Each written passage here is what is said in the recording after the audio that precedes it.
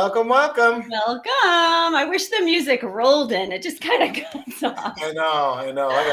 And I meant to work on that too. I want to have just a nice fade. I'd like to have the music fade. Yes. My editor's soul is jarred every time that happens. We need a better production staff. We do. We need a nice little roll in. Well, the production staff of one. So. Two. Well, two. So welcome everybody to SmartyPlants Live. We're Happy Friday. Back on Friday. Happy Friday. You're what? I'm sure glad it's Friday. Yeah. It's always nice. The weeks, like I said, the weeks just roll by, man. They're like, just seem to be Friday before you know it. Yep. I had sort of a sad week. As you know, my friend passed away this week. And I don't think I told you, though, because at first, this is a good friend who I worked with, and I haven't seen him in a couple of years. But, we had a really big company, and you know how it is. It ended, our jobs ended, and we all went our separate ways. But it's those people that you just loved seeing every day for 14 years. I worked there. And so Parker was one of them. And I always, he lived in Chicago, and I thought after the pandemic, I'm going to see him, we're going to get together, we're going to have a reunion. And he was just one of those people that I was really excited to see. So it was so sad. It was such a shock. And he had a heart attack, and he was 54. Ugh, so for me, it's like, wow, I don't know. I mean, I can't help thinking that this could have been preventable, because everything that I know about hearts and eating and plant-based nutrition, it's just even more sad to me. I mean, I don't know how Parker ate. I don't want to guess. He could have had, something wrong. I have no idea. But I hear heart attack, and that's what I think. So, it's just, gosh, almost wish I could have gotten to him, And this is also interesting that we had this years ago. I have it in the Kickstart. In 2011, at the company that I worked for, we did this vegan challenge. You know this story. Mm-hmm. And I wasn't vegan or anything at the time. And, it was super extreme to me. And we were all excited. We're going to do this challenge. They gave us a gift card to get food at Whole Foods, plant foods. And they gave us this vegan, Kathy Freston, came into where I worked. And she was like, try this for a week. She had a new book. So we all gave it a go. And I remember he tried it. And I actually, because I had Little Clove at the time, my blog, my meat and cheese eating blog. But I was doing these interviews of my coworkers. And I have one of Parker. And I just remember that. I was looking for it today. And I said to him, hey, how'd you do? How'd you do on the vegan challenge? I was like, that's so extreme. It's so funny. I was doing terribly on it. And he's like, yeah, I'm doing good. He's like, I think I've dropped a few pounds. I was like, what? It's been 4 days. He was a heavy set guy. He was a heavier, yeah. And his weight fluctuated a little bit throughout the years. But yeah, he was always, I would say he always probably was maybe 50 pounds over a healthy weight, But I just heard, which is also super sad.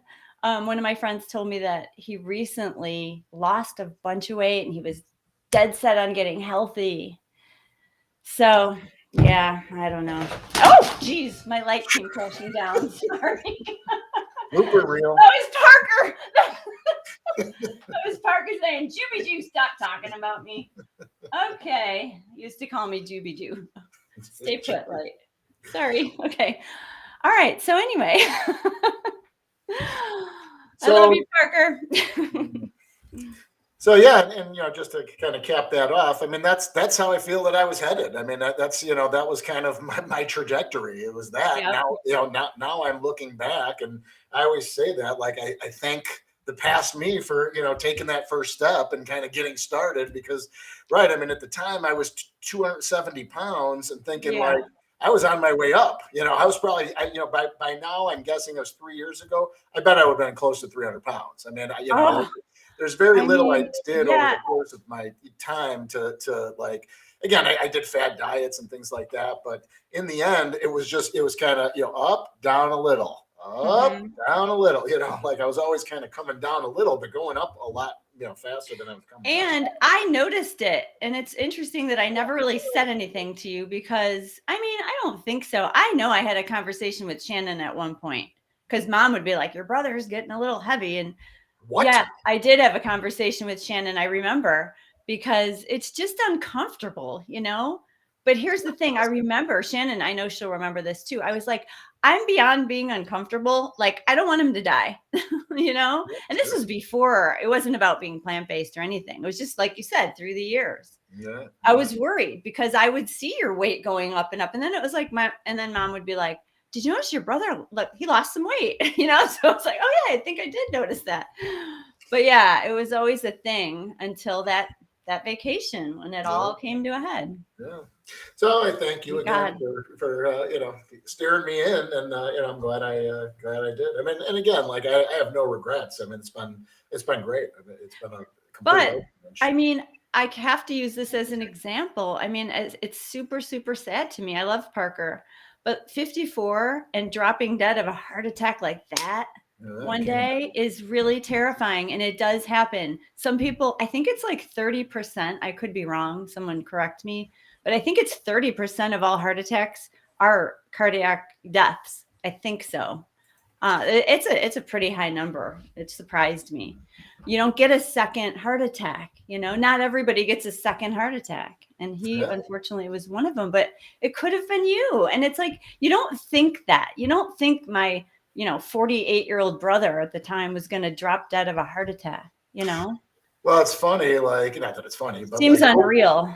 Over the years, I always just looking back and be like, oh, and when I was in my early 20s, I was thin, a lot thinner. But then I was like, in my 30s, it was like, well, I have plenty of time to lose weight. Like, I'll lose weight eventually. Exactly. Yes. And then you burn through your 30s, and it's like, now I'm even heavier. It's like, well, I can easily get back to my weight from the 30s, and then it's like, then I'm in my 40s. It's like, wow, now it's a bit harder. It gets harder and harder to lose weight, and then as you get older, obviously, but I'm also getting heavier on top of it, so it's like just to get back to that point is hard. And then you're at the next stage, And I think in your 30s, for me anyway, I didn't think so much about my health. I was concerned about probably for me, it was more about looking fit or something, or had a baby, taking the baby weight off or whatever it was. I wasn't thinking about my health because most 30-year-olds statistically aren't having heart attacks. So I think once I got into my 40s, that's when I started thinking, like, I got to think about what I'm doing here, Right. Sure.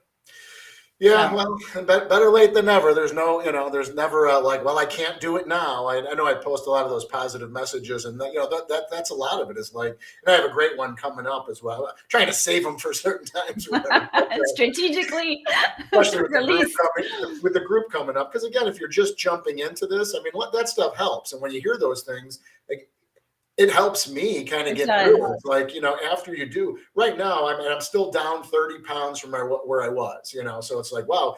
And I don't really, whether I exercise a little, I exercise a lot, I can definitely tell when I'm losing weight or I'm just maintaining. So like right now with the winter, the weather getting colder and whatnot, I just haven't been, it's been rainy and freezing cold. So it's like, I don't want to go out. My treadmill's broken. Yeah. It's like, what can I do? I can. It's an excuse not to do anything. But again, we've also been super busy. It's like, trying to break away. I'm trying to meditate. I'm trying to read more. Like, I'm trying to do all these things. But once you start, that's when the weight really comes off. You're correct. But again, it gets harder and harder. For everybody. Really do. Like when I started walking like hardcore 7-mile walks last year, you really see it. When you're doing the 3-mile walk every day, it's just like, well, my eating is kind of balancing that out a little bit, or if it's coming down very slowly, but still, like I'm happy to balance out and be, especially with the meal plans, the holidays, like everything. We had, not only is it the holidays, but like people have to understand, like we're eating holiday meals constantly. Are we? I've had Christmas dinner about 3 times already. We're having tacos again for Christmas dinner. I can't eat another holiday meal. But I'm consuming a lot, but still, it's just like, all right, when I get on the scale, it's like, all right, perfect. I'm still maintaining. I'm not like packing on the pounds, even though I'm eating probably now more than I have been just because the holidays and we're getting these meal plans together. But. And I just don't know if it's human nature or what, but I just feel like we don't think it's going to happen to us. We think, like you had said earlier, we have all the time in the world to take care of our health. Like, I feel fine. A lot of people who have heart attacks and they drop dead feel fine. Right. Sure. I just saw him yesterday. He was fine, you know? Yeah. Yes, we don't really know what's going on in our insides unless we get scans if you want to go through all that, which is a risk on it in itself. But my friend Sherry, who you met, is another example. 56, she had a massive heart attack. It's a whole other story, but she was fit on the outside. She ate chicken and fish. She thought that was healthy. You know, she ate like she thought she was eating healthy. She wasn't eating a lot of junk, and played tennis. I think, you know, she was working out, had a massive heart attack, had to go right into surgery. She had no idea. Yeah. She's someone who would never go in to get scans to think like I might be in trouble. Anyway, that's my point, is like, I have a lot of friends who I just, now I'm like thinking about, you know, and think about all of our family members who have had major health problems, heart attacks, diabetes. And then it's like a spiral down, you know, some are on dialysis, and it's just from the drugs, and oh my gosh, it's a downward spiral. And now that I can just kind of see all this now, like, oh, if we could have just started, I mean, we could have had all these people still here. I mean, not guaranteed, but possibly, sure. Possibly. Yeah. Well, that's my whole thing. It's like, I don't know what may have happened. So I almost feel like I'm on borrowed time all the time now. Like, it's like I kind of have a second lease on life. And you never know what's going to happen. You know? Yeah, you don't. I could have a heart attack tomorrow. Yeah. I could have an anomaly in my heart. In fact, I was born, Frank always laughs, that I was born with a hole in my heart. Frank always laughs. Well, he does, because he thinks that my heart is stronger because of it. But mom's always like, you have scar tissue on your heart. It's fine. I don't know about that, but it was like a valve that didn't close. And so I always have it in my head. Who knows? I could have that valve pop open again and drop dead too. It's not a guarantee, but let's give ourselves the best shot at it. The one life that we have. This is it. This is it. Not a dress rehearsal over here. All right. Let's move on. All right. So with that, just real quick. So we are simulcasting on the YouTube, Facebook, our private group, and the public page, as well as Twitter and Twitch. So I just would encourage everyone to follow us somewhere. And YouTube is probably the best because it logs the shows. But I'll just quickly kind of breeze through those here. So we have a YouTube channel. You can always go back and see these. You can pause if you need to. There's the Facebook group and the Twitter. And Twitch, I'm not really familiar with. I know a lot of people use it for streaming, so I'm going to, we're going to keep at it. It's available on here, so I figured, what the heck, we may as well do it. So we'll jump to before we get to the meal plan, just want to remind everyone, next week we're going to, anyone that has the meal plan, the weekly meal plan subscriber, we're doing the big Christmas extravaganza menu next week. Remember Thanksgiving? We're doing it all again for Christmas. We've been eating like fiends, like I said. So the 17th. Not the same food. Not the same food. Not the same food. Not at all. Very different. Very different menu. So that's a week from today. We'll drop that menu. So you'll have a week in advance, I believe. I keep looking at my calendar here. Christmas Eve is 2 weeks from today. Wow, 2 weeks from today. I got to go. What? How can that be? Isn't it? Yeah, 2 weeks from today. I can't believe it.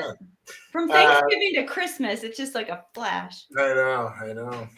So keep that in mind. We'll still do the shows on both days. Well, we'll see about Christmas Eve. I don't know, but we'll try and get these done. Okay. Okay, so there we go. So we'll go to the meal plan. Let's see. So this week we decided to do some fun meals to keep it light, because we all know how the holidays get. We have a lot of cooking coming up. I know I do, even though I don't know what I'm making yet for our. We have to talk about that. I know. But like, we thought we'd keep it kind of light for a few weeks because we're going to be in the kitchen and fun. So we try to come up with a couple of fun meals that, bring a little fun to your kitchen and your dinner table. So the first one is taco pizza with cornbread crust, which was my idea, the cornbread crust. Taco pizza. I don't know. I never really had it before. I think it's a thing because I Googled it when I made this originally. but I never had it. And I did make one of our pizzas. It was pizza night, and I had taco crumbles in the fridge. So I just threw it on, and it was delicious. We were like, wow, this is so good. So I had that like rolling around in my brain. Let's do a taco pizza. So we had, I was trying to think. I mean, we could use a regular crust for this, but I thought let's try to use our cornbread recipe and make a cornbread crust because corn and tacos, and it was really, really good. I loved it. I made it. I've made this a couple of times now. Frank, I run it by my taste testers. Frank's my main taste tester. And we also had the taco pizza on regular crust. We do all the tests, and he's like cornbread crust, 100%. So you can use a store-bought crust, but I would say try the cornbread. It's the same recipe as our cornbread, like the tamale pie cornbread. And then the trick here is it's kind of a sticky batter. So you want to kind of spread it out thin. And we're using a big baking pan with parchment. And so I made it like a bigger pan so you can actually really spread it out nice and big. But it's kind of sticky. So just take your time, use your fingers, use the spoon, just get it to all the corners, like a nice thin crust. And then we layer on our brand new smoked cheddar cheese sauce, which was Phil's idea and is amazing on this. It's so good. I was trying the nacho crema. I tried a couple of other cheeses and it was good, but this one, it was the one. So we make that, and that's like a sauce. It's more of a sauce. And you can see in the picture, we spread that right on the crust. So it's nice and sticky. And then make the crumbles ahead of time, toss on the crumbles. And we have all this in the meal prep to make, don't make the cheese sauce ahead of time because you want that nice and smooth. But you can make the crust ahead of time. You can make the crumbles ahead of time. And then guacamole. Phil, do you agree? I mean, everyone makes their own guacamole, but our guacamole is so good. I don't know. What? Mine was always hit or miss. Like I try to do it the same way every time, and it's like, it doesn't taste right this time. But now I've learned just to do it. Just follow that recipe. Follow it. Yeah, it comes out great. Unless we have it down. Yeah, we have it down. It's so good, and everyone who tries it, I don't know. I don't think I've ever heard one person comment about it in our group, but that's okay. If you like it, let me know because I like to hear these things. Because I think it's fantastic. So like say you went out and bought some store-bought guacamole, it's just not going to be as good. So what we talked about last week, in turn, it's not going to make your pizza as good. Yeah, it'll still be good. But it's just like with every component being fantastic, you can't lose. I mean, it's amazing. So when you have a guacamole that good, you have a cheese sauce that good, you have a crust that good. I mean, that's really all you need. But we don't stop there. We also make our cashew sour cream. So, that's just topping it off with a little cool, tacos, sour cream.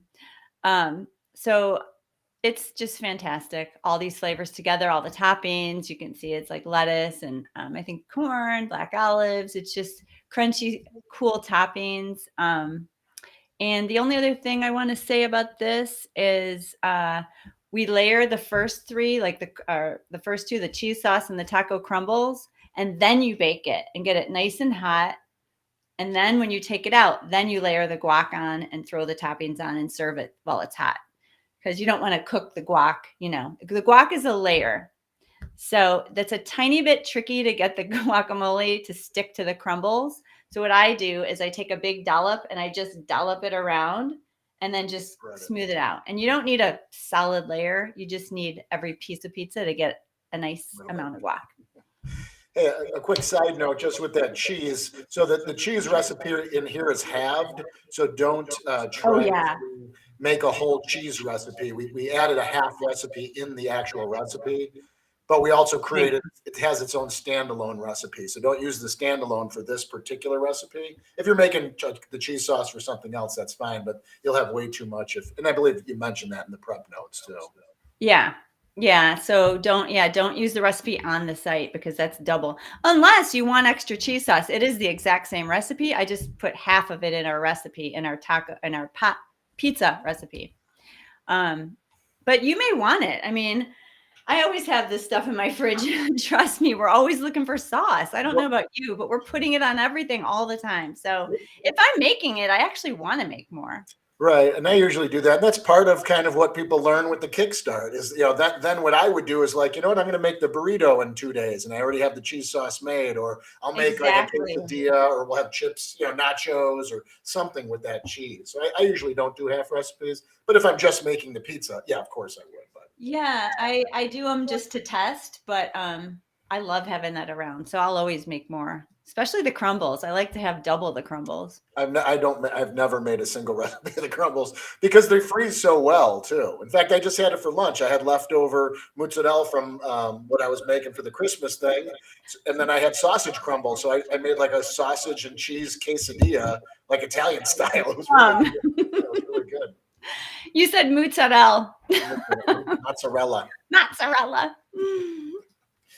All right. That's it for that one. Oh, wait. Belinda is here. Hi, Belinda. She said she's super excited about the cornbread crust. Yes, it's so good. And it's really sturdy too. And it's a little bit light and fluffy. It's not too much, but I loved it like that. Yeah. It holds everything really nicely. All righty. So we have, these are the steamed veggie pot stickers with dipping sauce. So we're using vegan wonton wraps, and typically we don't buy things that it's not that they're a little bit more processed than like a corn tortilla, which is like pounded down corn and water. But if you look at the ingredients, did I list them here? No, I did not. There's only a couple ingredients. It's like wheat flour, I don't know, salt, I don't know what, I can't remember. There's just like 4 ingredients and it's nothing terrible. There's no preservatives or anything in this particular brand that we bought, which I also didn't write down, but everything's in the meal prep notes. Yeah. But I'm okay with it. If you don't want to use them, then feel free to make your own. Someday I'm going to make our own because I'm interested in this. I'm interested in making them. But now that I perfected the tortillas, I'm on a roll. I'm excited because it's just my go-to is like, I can't make wonton. Why? Why tell yourself that? You told yourself you can't make tortillas and you did. So yeah, that will be on my list to make. It'd be kind of fun to make them, but these are so easy. There's really nothing in them.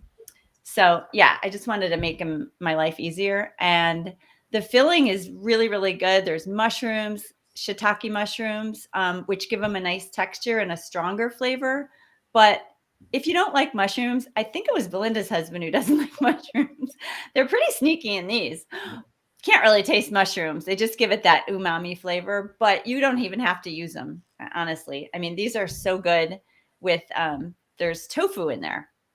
So I don't make the crumbles for these because I just felt like that was not meaty, but like it was too much. You want these kind of light and fluffy. Yeah. So we just kind of saute everything in the pan, the mushrooms, cabbage, carrots, crumbled tofu.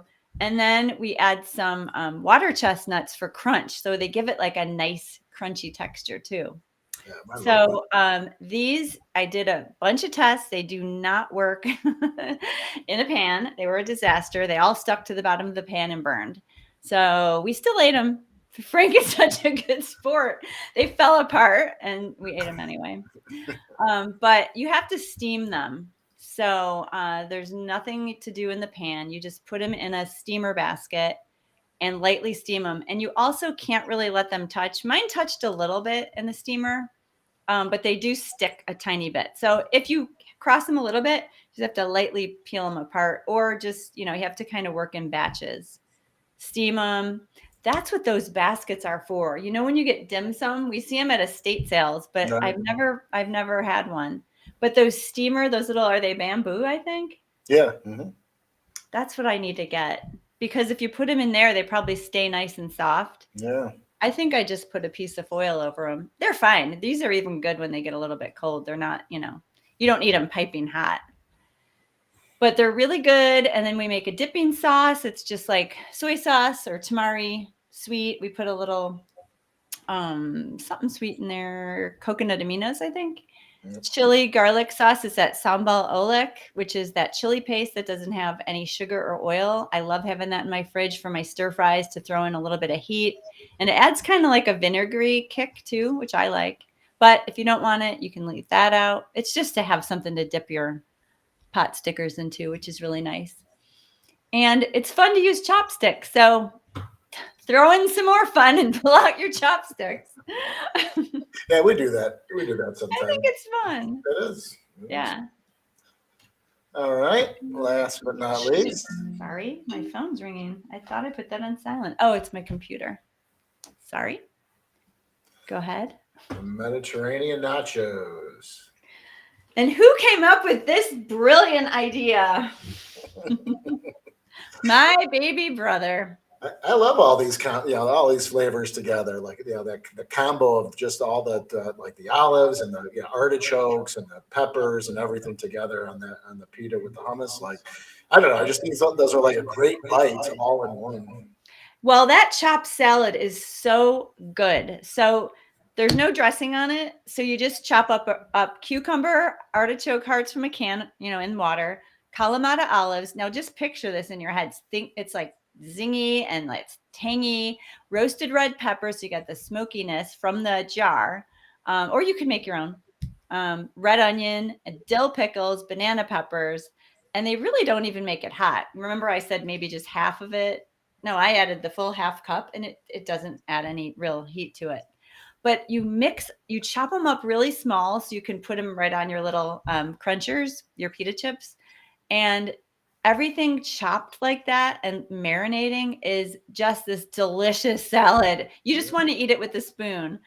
But when you put it, so we first make we call them baked pita crunchers. So we buy the whole wheat pitas, and Trader Joe's has no oil. I say this a lot in the Kickstart. You guys probably already bought them and know, some of you. Anyway, just cut them into triangles, bake them. I think a little sprinkle of lemon, some salt if you want to. Bake them for 20 minutes, and they're nice and crispy, and you don't have to ever buy pita chips again. They're great. They're fantastic. And then you make those. And then for this one, we're using our roasted garlic hummus. And there's an entire head of garlic in this hummus. But when you roast it, and that's kind of fun too, to roast a whole head of garlic. What?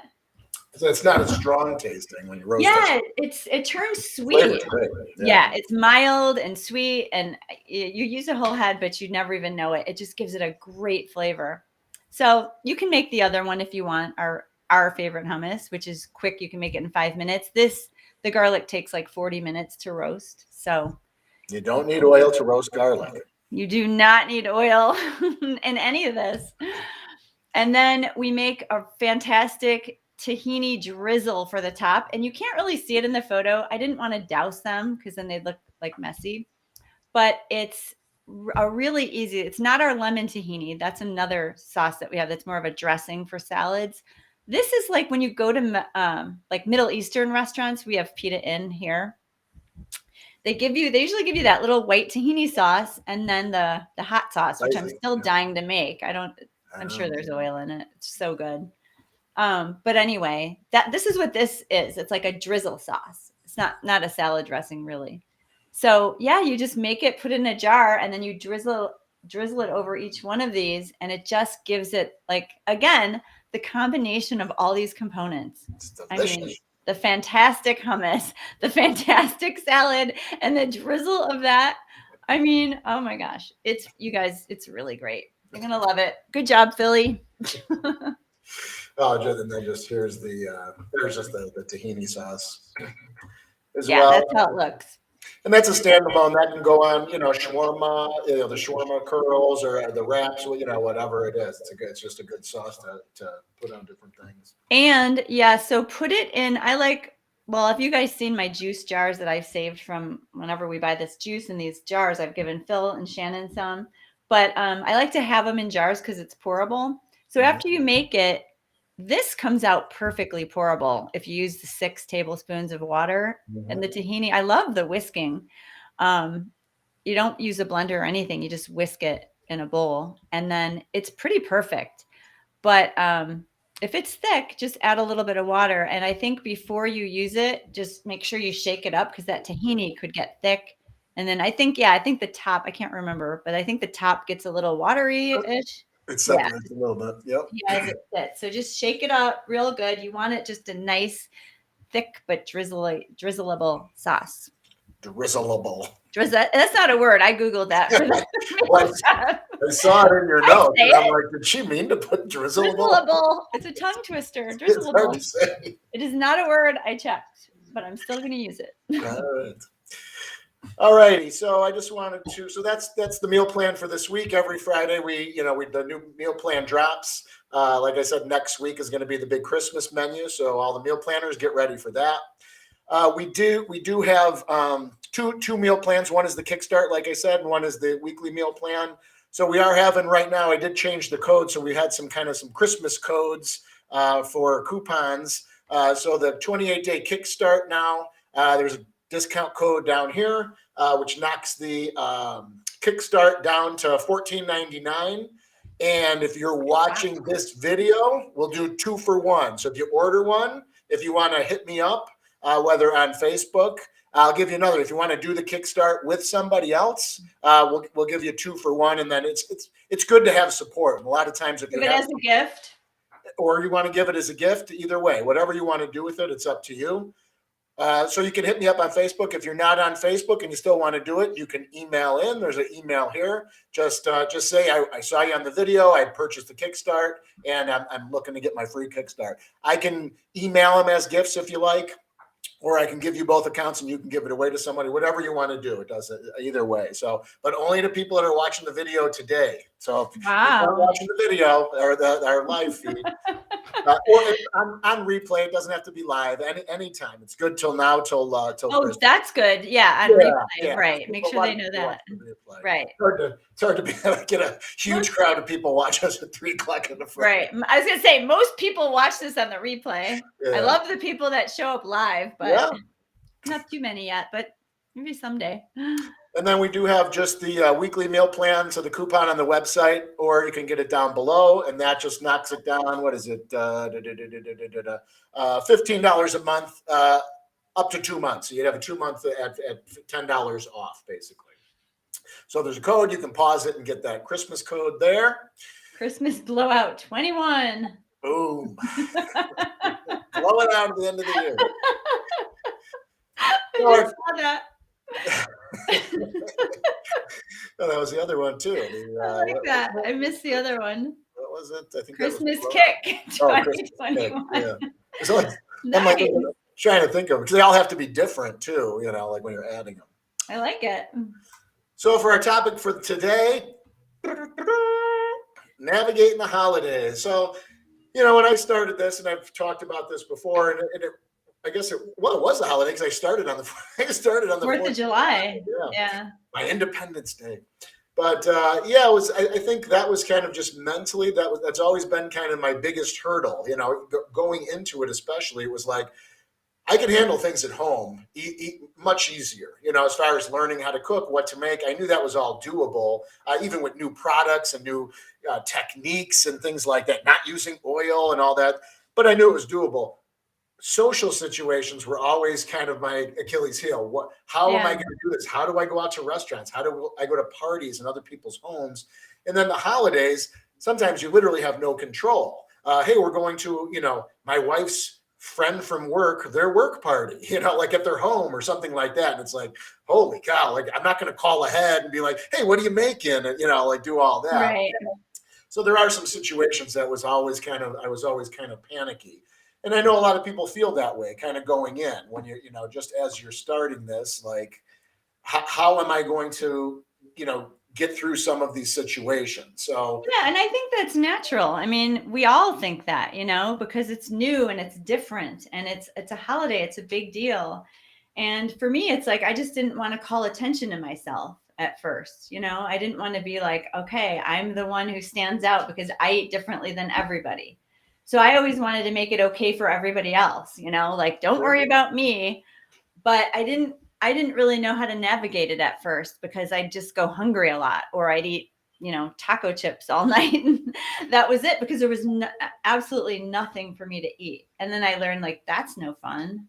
Right. Plus, I don't want to eat taco chips all night or nothing. I want to have, it's part of the fun. Food is social, and it's family, and it's love and traditions, and it's fun. It's tasty. We love it, and especially us. I mean, well, not just us. I think everybody for the most part, but it was such a part of our Italian side of our family.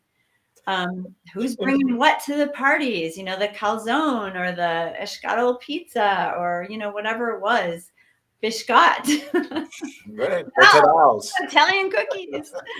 Yeah, and then it's like, and then it sort of feels like, oh, okay, well, that's all gone, and it can get you a little bit down, and that's not true. That's what we're trying to do here, and we have, if some of you saw for Thanksgiving, like we recreated a lot of our favorites, and that's what we're trying to do. Because we don't want to be left out. We want to eat all this delicious food. And so we're trying to recreate. And I don't want to spoil anything for Christmas, but I don't want to give anything away. But it's coming along great. Yeah. It's exciting. But it is. And that's a big part of it. You're right. Because food, I mean, any party, what did they, I mean, it's usually, one of the two questions, who was there and what did they have? Like what are they wearing? No. Not so much. I'm just kidding. But yeah, just having that, and especially the holidays, it's cookies and cakes and, and rich foods and hors d'oeuvres and all that stuff. So Christmas cookies, hors d'oeuvres at the parties, and So half of this isn't this is never about going without. It's just how to go with, but not with just all that crazy, what I call the crazy food. Right. But so depending on what you do for the holidays or where you're going, there's all different kinds of situations. There's some that are super easy. I'm going to Judy's for Christmas Day. She's coming here. She knows. Yeah, she knows it doesn't matter. She's going to come, and I'm going to make anything I make. She's going to be able to eat, and vice versa. I know I'm walking into a very easy situation. Now, depending, and this will come up in a few minutes, but I have kids that eat meat. We're going to have people in from out of town that don't eat plant-based.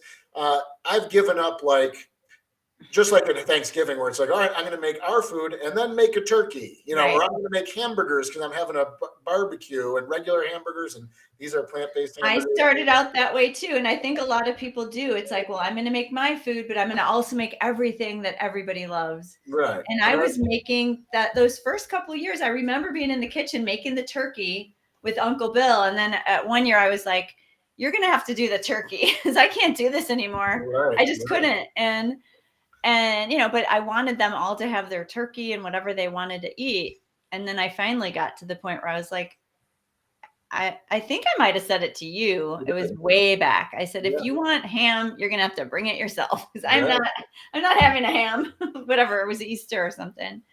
So we stayed home that year. So we said, we're not coming over. We're having our ham at home. I think you did bring a ham.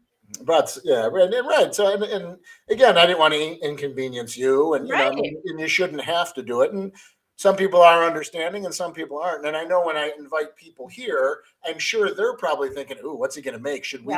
Sometimes people say, "Should I bring our own?" Like they're doing what I do. Should I bring our own food? Don't worry about it. Like you don't have to do what I make. I have to be worried about what you can eat my food, and you're gonna like it.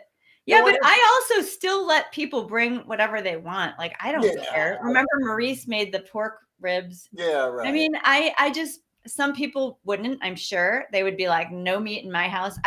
Personally, I don't do that. They're staying with us. They wanted to have it for whatever, that was a summer barbecue. So they went out and bought it. And I was like, that's fine. Make it on the grill outside, and she did. So that's totally fine. If you want to bring your own stuff, I don't care about stuff like that. Just like people let me bring my stuff, Right. So the easiest thing, I think, just as far as the holidays go, is having people at your house. You can kind of control, like you're saying, what you do, whether you want to make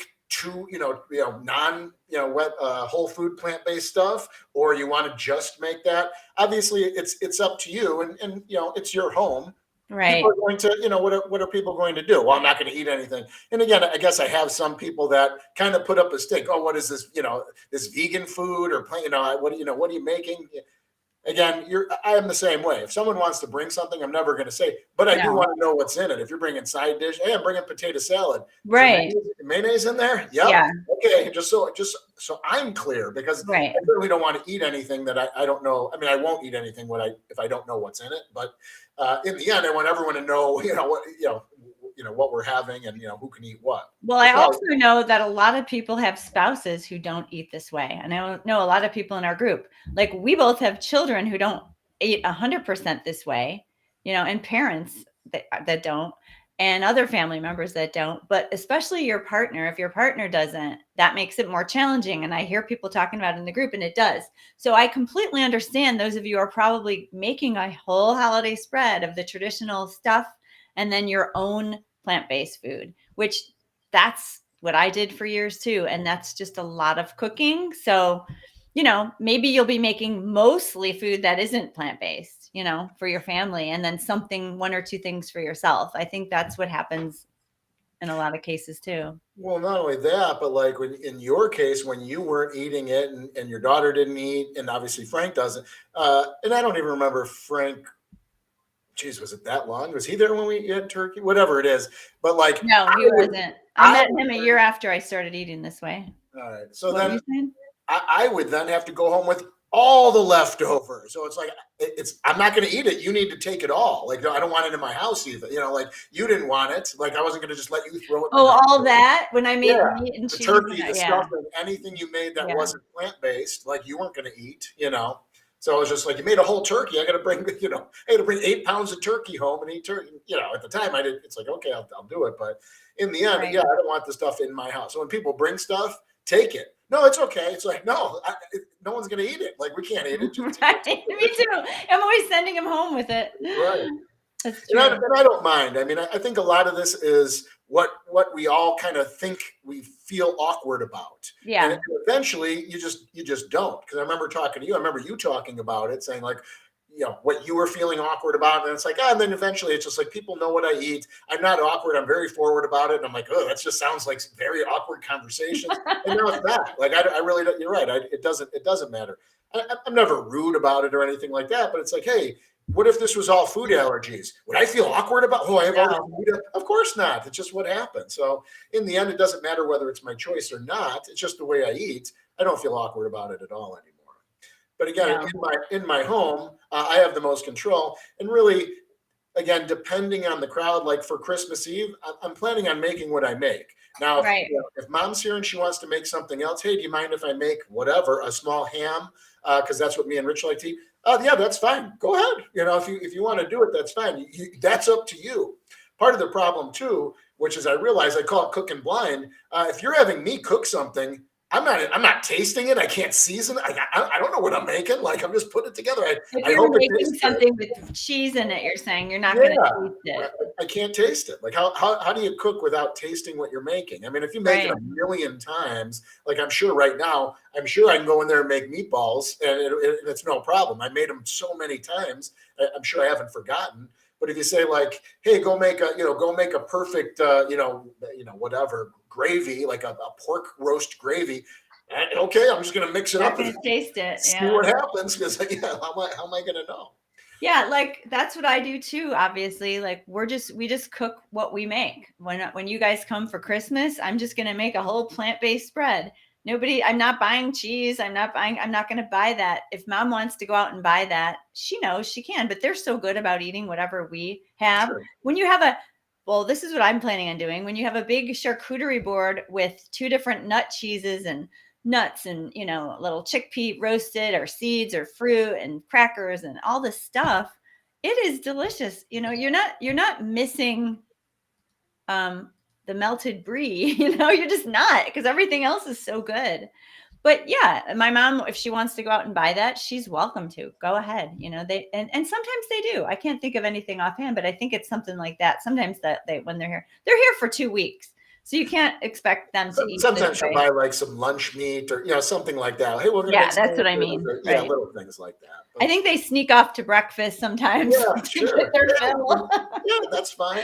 Yeah, exactly. No, they're really good about eating whatever we make. So they're not feeling like they're missing out for the holidays, especially what we have planned. So.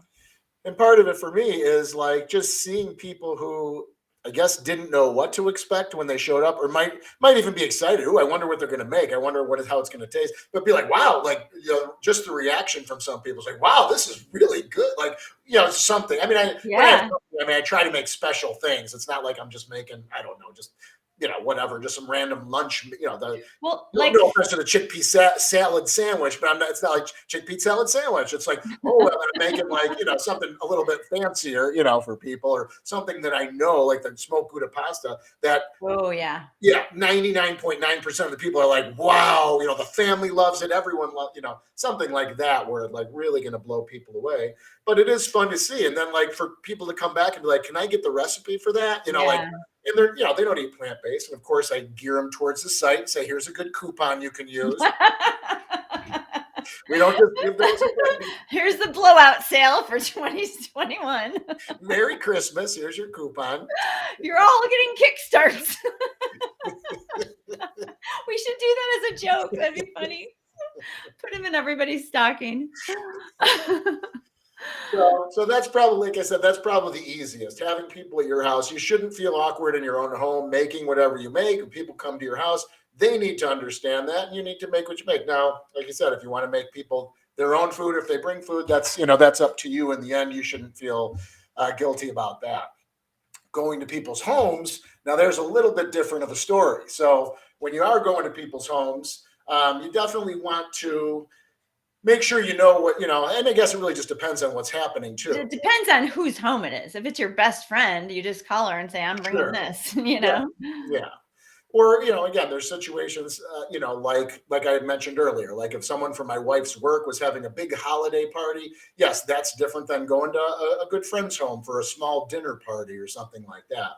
Right. It's a little bit, when you don't know the person very well, I would just kind of feel it out and see like, hey, is it a potluck? Are people bringing things? Try to see, like if it was Shannon's work party, I would try to see like, are they having like a formal sit down dinner? In that case, I would try to get to the host through Shannon, call your boss. Can you just see, because let's bring our own, and offer to bring your main dish, like whatever it is, like, let's just say a pasta, like some kind of pasta, maybe like a cold pasta or a hearty salad, or, a casserole, some kind of casserole, that would be good. But bring it to share. And so you could eat that as your main dish. And it's not like you're just bringing a little hors d'oeuvre or a side dish that you're not going to fill up on, too well. Right. But most people will be super accommodating and say, yes, of course, bring that. I've had some people just say, oh, no, we'll get you something. You have to, right? Mm-hmm. And it's like, no, I'd rather just bring my own, because then you don't want to be super picky. And then you don't want to get into the whole like, what do you eat? What do you don't eat? Do you eat eggs? Oh my gosh. Well, not only that, sometimes sometimes people just don't know. Oh, they eat vegan. They eat butter and cheese. They just don't eat meat, and it's just like, then you get there and it's like, unfortunately, then you really feel bad and awkward. It's like, oh, we got you this special meal and it's covered in cheese. It's like, I can't eat that. That's not, it's not what I eat. So I try to avoid those situations. And it's same thing. I will tell people, no problem. I will, I'll bring something for it. We went to that dinner party, and I know I've talked about it on here, but it was they had hired a catering company to literally work their whole kitchen for a 20-person dinner or whatever. It's really nice. We couldn't eat, I got the menu beforehand. We couldn't eat anything on the menu. So it's like, all right, I'm going to bring my own. I just need a microwave and about 15 minutes of prep time so I can get our dinner going. They said, no problem. I didn't inconvenience anybody. And I got our dinner. And then, of course, like at our little table, I think there was like 6 or 8 people, talked about my dinner the whole time. Oh, what is that? What do you guys do? What do you eat? Can I try that dressing? It's like, then everyone's trying the stuff and everything. So yeah, it's not, it's a little bit more kind of, reaching out, figuring out. The worst thing you can do is not know and then go hungry, hoping there's something for you. And think about it. If you're at a formal dinner at somebody's house and you don't ask and you go, just think, oh, I'll find something to eat. I have done this. I know it's awkward. And then you just really are not going to eat it. It doesn't matter. I'm not eating it. And so then you're at a small, like 6 people and you're passing the salad because it's covered in cheese and the bread is covered in butter. And you're like, wow, I can't even have salad. I don't even want the bread. Right. And then there's and think about how awkward that is. And then they're like, why isn't she eating? Right, And right. it was never that bad for me. It was more like maybe that's it. I could have a piece of bread and salad or something. It wasn't that bad, or I could literally eat nothing. But I have been to parties where it wasn't sit down, where we could literally eat nothing. It was like, nobody really noticed. We were mingling around, but we're like, wow, there's not one thing we want to eat here. Right. Nothing. And it was a fancy, nice Christmas party. It was a really nice Christmas party. The whole dining room table was covered in catered food that it really was nice and it looked great, but it's kind of shocking. You're like, every single dish is coated in cheese. It's really shocking. We went to my mother-in-law's wedding, and it was the same thing. I don't know if we got a preview of what was going to have. She just said like, oh, there's some vegetables and stuff you could have. So I think we ate like a late lunch, and this was kind of an earlier dinner. So we weren't super hungry. But in the end, like even the vegetables were all covered in butter. And it's like, man, there wasn't one thing we could have at dinner. The salad was pre-made with dressing all over it. It was just like, oh, no salad, no vegetables. So we had there was a couple hors d'oeuvres, or there was one hors d'oeuvre. It was like an olive spread or something. I asked the wait staff if they can check to see what was in it. And it was good. So I was like, can I get a couple more trays of those over? But yeah, I have no problem, calling ahead, seeing what's on the menu just to see, offering to bring something that you can eat as a main, and even bringing like some bread on the side or bringing a dressing. Oh, you have salad? Is it going to be pre-dressed? Perfect. I'll bring a little bottle of dressing as well. I do that to restaurants all the time. Like I'll bring a little bottle of dressing into a restaurant. I have no problem with that. Well, unless it's like, and then if it's, and the other thing we want to say about this is don't show up super hungry either. I mean, I've learned that too, because if all the appetizers, are nothing you want to eat, and sometimes dinner isn't right away, at these parties, sometimes dinner will be an hour and a half, 2 hours later, and then you're famished, or you find a bowl of potato chips or oily taco chips, which isn't terrible. I mean, if you want to have some, but you know how it is. That's how I am. If I'm hungry, I'm going to set in on that bowl of nuts or that bowl of chips, Right. And it turns into a couple handfuls. And I don't want to be eating that. Yeah, it's a holiday party. If I have a couple, that's fine. And I will. I'm sure I will this holiday season have some chips, have some nuts here and there. But you don't want it as your main. I don't want to dive into the bowl. Yeah. So I don't show up super hungry. And then, I can be fine until dinner is served. Sure. That's just another thing to keep. And then you don't want to have to eat, because it is part of the fun, eating at the party. You don't want to eat a full meal before you go either, because there's no fun in that. But yeah, don't show up ravished. Is that the word? No, famished. Ravished. Ravaged or famished? Famished. Going out to dinner, we've covered this before. I mean, there's a couple little things I always call ahead just to check the menu out. Sometimes I'll talk to a wait staff, or call ahead. I'll go online and look at their menu. Sometimes I will call ahead and just say, hey, I don't see anything on the menu. Do you have, because sometimes people have like, oh, we have a whole vegan menu or like a shortened menu. There are some restaurants that do that, but it's not on the menu. It's not anywhere. Yeah. You have to kind of ask for it. But I do that as well. I'll call ahead at a restaurant, or I'll look on the website just to see, okay, I can order this, I can order that.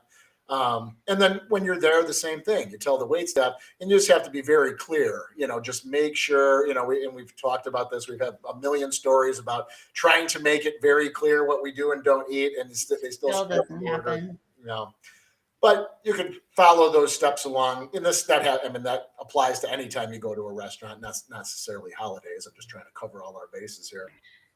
Yeah, and then you can kind of plan it out before you go. Like, again, this is all in the Kickstart, but if you're gonna go, you can plan some sides. You can eat like a baked potato. You can get some salsa. You can get some guacamole. You can eat a bunch of sides like broccoli, sauteed spinach.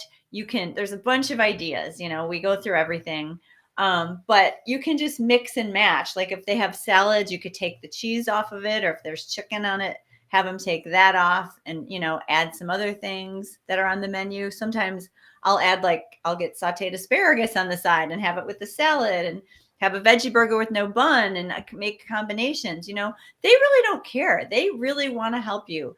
And, just make it quick and just say, hey, can I do it? Throw it out there. And usually they're like, oh yeah. And another thing that I do with going out for dinner, I'll say, Frank's really good at this. He'll say, can you help us figure out what we can eat? We don't eat meat and dairy. What could we kind of put together? Right.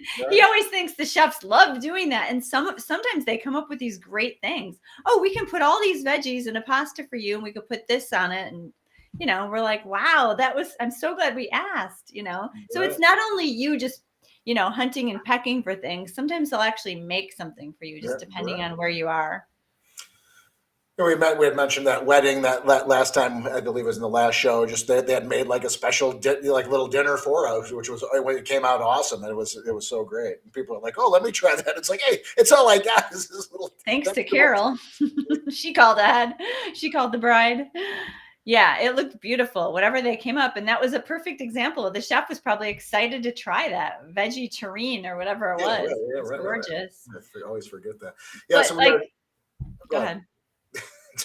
If you're at like a holiday dinner, I'm just thinking about some in the past, like where I'm at work and it's like a company dinner and you're all at a table and you're ordering. If you don't look at the menu and you don't have a plan, sometimes that could go by really quickly. People are hungry, they have a few drinks, and then it's like you're just kind of guessing, like, and you just pick something. That's happened to me too. Always try to look at the menu online before you go, have somewhat of a plan. Pull the waiter aside while everybody else is ordering drinks and have a little chat. Tell him or her how you eat and, cross your fingers because it doesn't always come out the way you order it either. No. So at work events, same thing. I know 2 years ago, my wife's work, they rented out like the basement or whatever. It was a room at the United Center. It was right before a Hawks game. They had a Hawks game. I mean, it had 100 people there. The whole office was there, but it was all dinner. It was all included. It was everything. And it was like, wow, they'll have tons of food. Don't worry. There's lots of vegetables or this and that. They had carving stations and side dish stations, all this stuff. There was 3 things we can eat there. Broccoli. It had like some lemon and onions. The buns, the hot dog bun, they had like hot dog station or whatever. Hot dog buns. And dry salad. There was no dressing we can eat there. Oh, so I had dry salad. Delicious. I made like 2 broccoli dogs like in the buns. And we like went and sat in the back with some other couples. No. I didn't say anything. We're just eating. And then I went when the dogs were gone. I went back and got another plate of broccoli. And like someone at the table's like, "Boy, you really like that broccoli."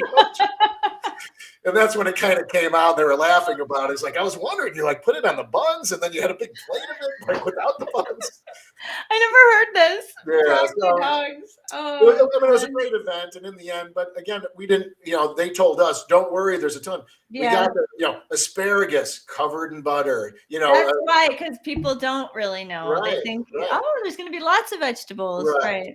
Things were covered in cheese. They mean well. Everyone loved it. I mean, everyone's raving. I mean, there was literally like 6 huge food stations all throughout this thing. And then they had a whole dessert carts with all, make your own sundaes, all that stuff. So just like broccoli dogs and dry salad.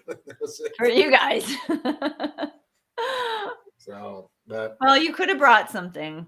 Yeah, right. But and we had just started. It was like the not even whatever. We were probably 6 months in. It was just like, oh, great. They're going to have stuff for us. Don't worry. I already asked. And it's like, okay, great. We kind of put ourselves in the hands of other people who said they had us covered. And it's like, I mean, it was a great event and everything. And the food was, not for me, but it was awesome. But that's a tricky one because you tried and they said we have you covered, and then you're not going to call the United Center. I mean, you're kind of you're stuck, But I would have there's no one to call. Right. I probably would have brought like a dressing. I probably would have brought maybe a couple things, right? Myself, to the party just to cover our bases or whatever. But and I've brought wraps in my purse, and because it's let's just say something like that. I can't think of a specific example, but like.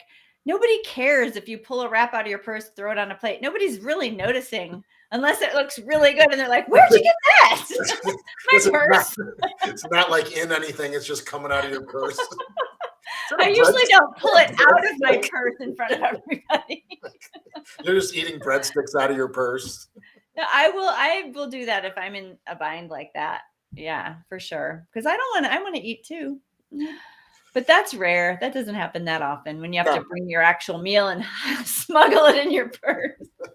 Well, sometimes I feel weird because it's, like restaurants don't want you bringing condiments in or Right. anything like Yeah. that. So sometimes I do feel it. I don't think it's probably as bad as it maybe used to be. I remember you'd see it on the menu, like no outside condiments or what, like. Oh, really? I see Condiments it, too? like, yeah, and diners and stuff. Hmm. But not, I mean, I haven't in years, and we really don't go out to eat a lot anymore. But still.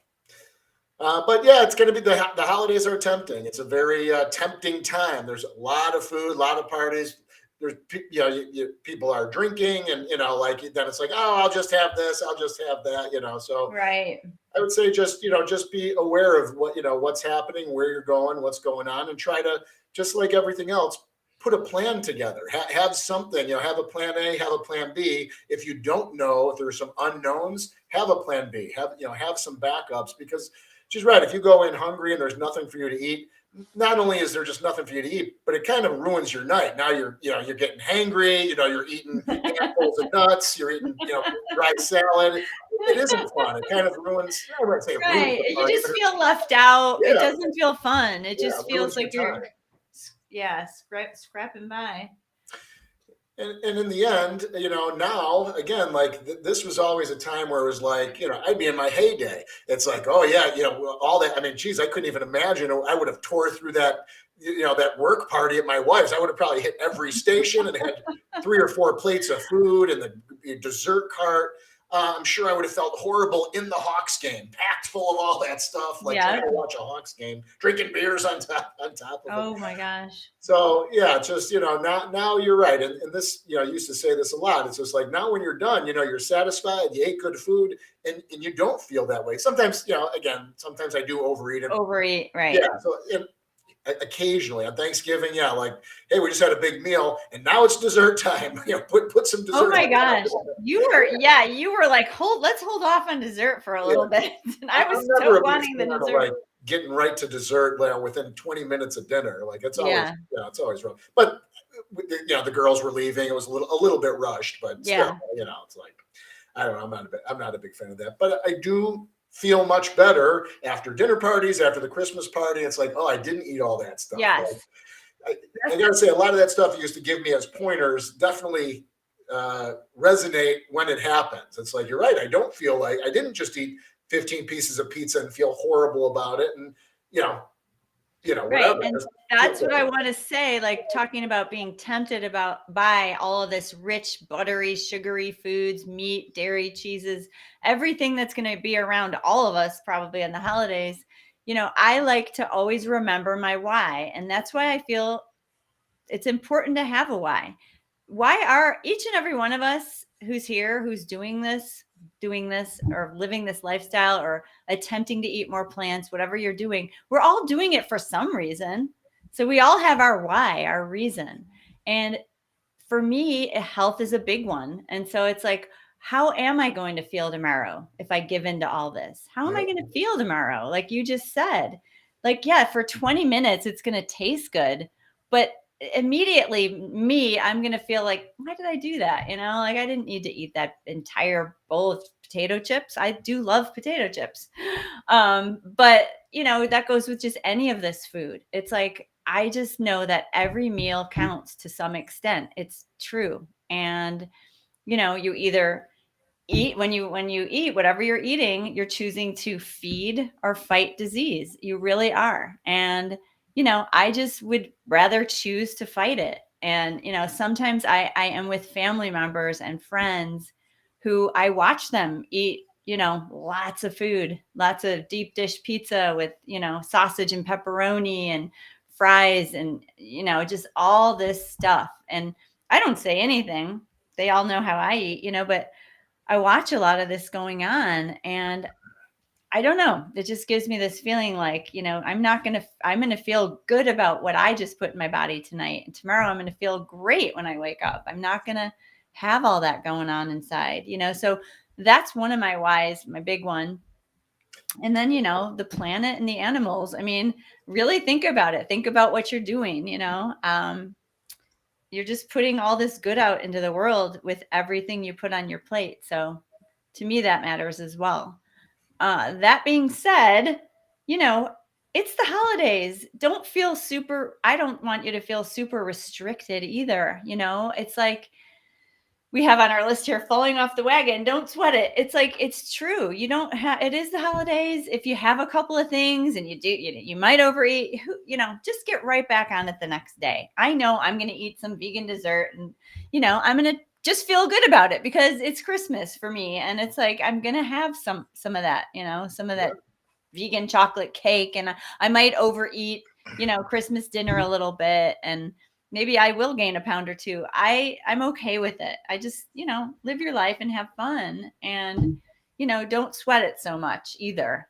Just do your best. Keep all this stuff we're talking about in mind about your why and your health and what you're putting in your mouth. But, you can loosen it up a little bit too, if you want to over the holidays. Just don't go too crazy because every meal does count to some extent. Well, and just real quick, so and that's kind of where and I've mentioned this before. I'm like I'm in or I'm out usually. So it's like if before where it's like I'd fall off the wagon and it would just be like, all right, well anything goes. Like, well, I already ate horrible yesterday. I may as well eat horrible today, and then I'll start on Monday again, or I'll start next week, or even right now it'd be like, well, New Year's is coming up. I'll start on New Year's, and that's like. Between now and New Year's, I'm shoveling everything in. It's like, are you really though? Are you shoveling it in like that? Well, not now. I'm just saying. No, but that's what you used to. Yeah. It'd be like, okay, New Year's resolution, we're going to get serious. We're going to lose weight. But for now until then, boy, it's going to be hog wild time. Like, wow. I just don't have that mentality. Yeah, I don't do that. I don't eat like that. I don't think like, wow, I have free reign to eat anything I want now. See, and I struggle with that. That's why I try not to do that. Cause I know, and it's not like everything. So like right now, although like, I don't know if I had a steak tonight, would I be eating hamburgers tomorrow? I don't know. So it's like, I don't trust myself enough not to do that because I was living in ignorant bliss. And it's just like, I'm not thinking about everything. And, like at the time, it's like, I'm just eating and I'm trying to enjoy it, and unfortunately now I am thinking about those things. So it's like, I'm going to think about it before I do anything, because after it doesn't make any sense. Sometimes I think about that. Like if I really think about what did I feel when I was eating that stuff? I mean, did I at the time just not know? I mean, I think by now most people know that, like, let's just say hot dogs aren't great for you, right? I think most people know that. I'm just going to use hot dogs, because I don't even know what's in hot dogs. But like nobody does. I would feed hot dog chunks to my daughter, when I'm going back to when she was 3, she's 21 now. But like, I know I didn't know really then, but I must have thought these can't be great. I mean, I'm just wondering, like, what did I think when I was eating it? I guess I don't know. I definitely was just like you said, I was just enjoying it and thinking, oh, nothing's really going to happen to me. I mean, even when Dad had the heart attack, they cut him out on eating red meat. He probably ate red meat at least 4 or 5 times a week, I would say, or chicken and turkey meat for sure. A couple times a day, every day. But they were like, cut down on your red meat, and so he cut back probably like 3 times a week. He's eating red meat. Right. So that was always in my head back then. Like red meat. No, that's kind of like, oh, I can't eat that much red meat, but everything else was totally fine. Dairy was completely fine. All dairy was fine. All fish was fine. All eggs were fine. In my head, it was like, heart attacks just happen to people. That's not going to happen to me. And I don't have to worry about that. I think that was my thinking. Just like, it's not my problem, and I don't eat that much red meat. I don't know. I'm just curious on how like we justify it to ourselves. Right, that's right. And some people do. And I mean, not only that, I mean, I see it online where there's like some, I don't know I don't know if it was a group or something where it's just like, I'm going to eat twice as much meat to make up for, a vegan who doesn't eat meat. Like, what are people doing? Like, this is what people are doing with their time. Like, just trying to like, I'm going to kill myself twice as fast. I'll show you. What? I don't understand people sometimes. What are you making up for? Oh my gosh. Anyway. Yeah, everybody has their own feelings on this. That's for sure. Strong feelings. Right. All righty, that does it for today. We don't forget to follow us, on the Facebook. If we have a group, if you want to come in and chat, there's a link. You can go back and grab the Facebook link.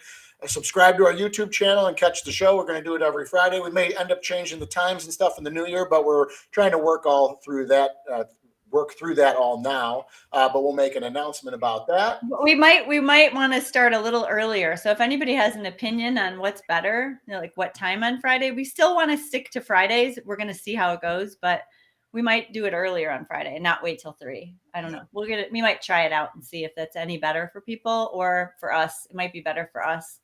Weigh in the group. Yeah, weighing in the group. Exactly. All righty. All right. Thanks for watching, everybody. Fast. Yeah, it always does. Flew by. I didn't realize there's like a little timer up at the top of this. Do you have a little timer? Yeah, I see it. I do. Yeah. One time. I'm constantly looking at the clock just to kind of see where we are. I didn't realize it's right there. But that went really fast. Okay. All right, everybody. Have a great weekend. And let's see. How do I shut this off? There we go. Have a nice weekend. All right. Have fun, everybody. Take care. Be safe. See everybody. Bye-bye. Thanks for coming.